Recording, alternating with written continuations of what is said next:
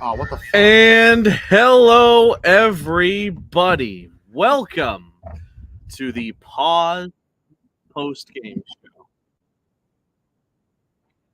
The FIU Panthers finally get a W over the New Mexico State Aggies.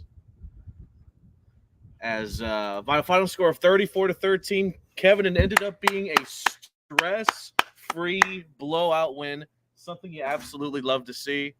And just, my gosh, Kevin, that was some of the best complimentary football I've seen from FIU in a long time. Both the offense and defense succeeded. Hey, there's Johnny. There he is. There's the boy. Paws up. Yes, sir. Johnny, quick thoughts on how that game went. Great game. Eric Rivers, what a night for the young man.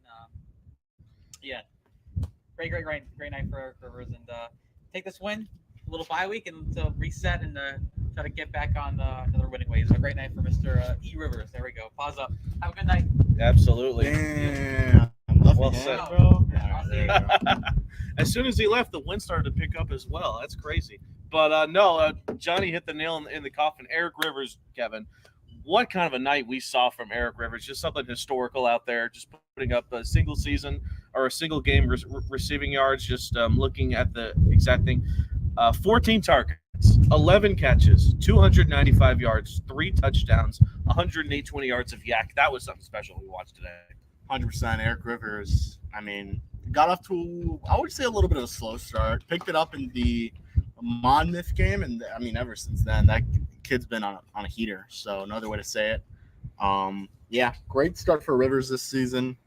And we have to be talking about someone who has the opportunity for a second straight year to break the receiving record here for a single season. So I'm excited to see what Rivers could do. And we also have to talk about what Kewan did. A huge bounce back performance for him. 4 touchdowns, which is a career high. Second time in his career, which he gets to 300 yards passing. What a night for the Panthers offense in the second half. First half was a little slow, as we had mentioned in the halftime show, but this defense stepped up, and I want to say this is the least amount of points they've allowed in a game in a win. Yeah, because obviously the same Houston game they only allowed 10 points, but overall, man, great game for FIU. Couldn't have asked for a better night, and now they have a bye week, which they're gonna have some time to not just get healthy, but prep for a Jacksonville State team that right now is one of the best in Conference USA, if not the best. Yeah, and for as good as their offense played tonight, their defense still did an absolutely stand-up job.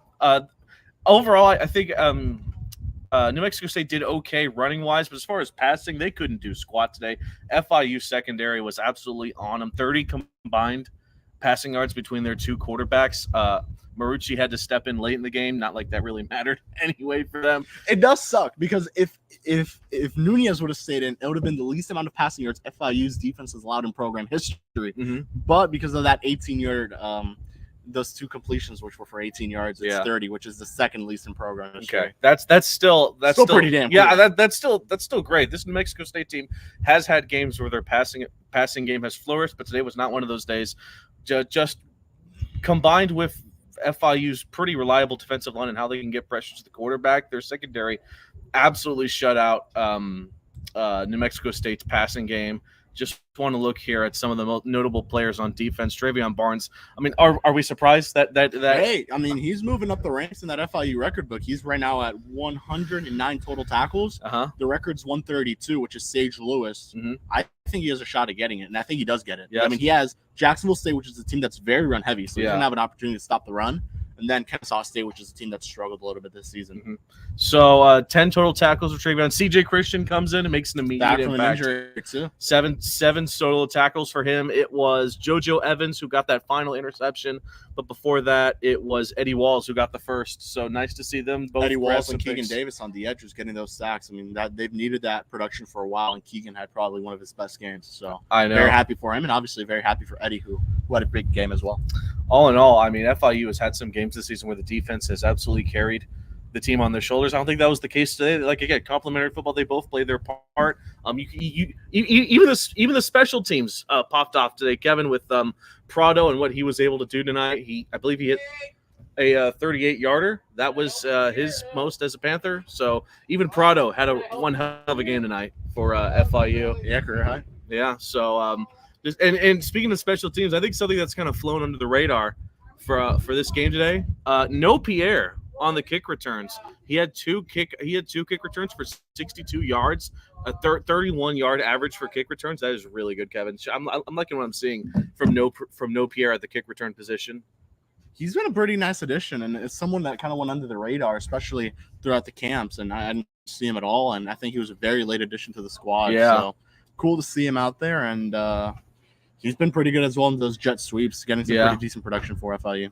So as you mentioned earlier, Jenkins, 338 yards, 4 touchdowns, no picks. This is absolutely the perfect game that you could ask for a quarterback who obviously struggled the last couple of games. He may not have been 100% healthy, and obviously he was benched. But just this might be one of the best comeback games we've ever seen from an FIU quarterback just in a long time, just coming back from what happened. Yeah, just from the bounce back the way he did. I mean, it's great. I also do think what Coach Mack said, after the Sam Houston game is pretty valid. He didn't have a lot of time to prep for that game. So I think he had a week this time around to prepare, get it going again, and he did it. So good for him, man. And he needs to really step it up. This Jacksonville State defense, at least not stopping the run, which is something FIU is going to obviously try to do, is not easy to do. So I mean, he really needs to step it up. And this type of performance, not even from just Q1, but Eric Rivers too, what they both did today, and Dean Patterson with the touchdown as well. The offensive line as well. Yeah, offensive line, very nice performance as well. That gives you a lot of motivation going into that Jacksonville State game, a team that struggles to stop the pass. Yeah. So again, I mean, couldn't ask for a better night, at least in the second half offensively. You kind of wish you were going back into this Jacksonville State game next week for other motives outside of the game, myself. But no, Q1, what a night. Couldn't ask for it. You would like to say that Monmouth game was a career night for him, but honestly, I think this is his best game as a collegiate player. Who was the best player of the day for New Mexico State? I think the answer is obvious. Has to be their kicker. It's their kicker, Montano. He 54-yarder and 57-yarder. We found out the last time a CUSA kicker hit 2 50-plus yard field goals in a game was all the way back in 2019 when Borregales did that for the Panthers in their win over Miami in Marlins Park, which is super sick. Yep. So shout out to him. But yeah, New Mexico State, I mean, how does Vegas always know? How does Vegas always know? Covered, I'm pretty sure. Yeah, we covered. We destroyed the spread. It wasn't even close. I mean, even if New Mexico State got a touchdown there in the end, it still wouldn't have mattered, right? So I'll never understand how Vegas knows these things, but they did. So we finished the midweeks. I don't know when.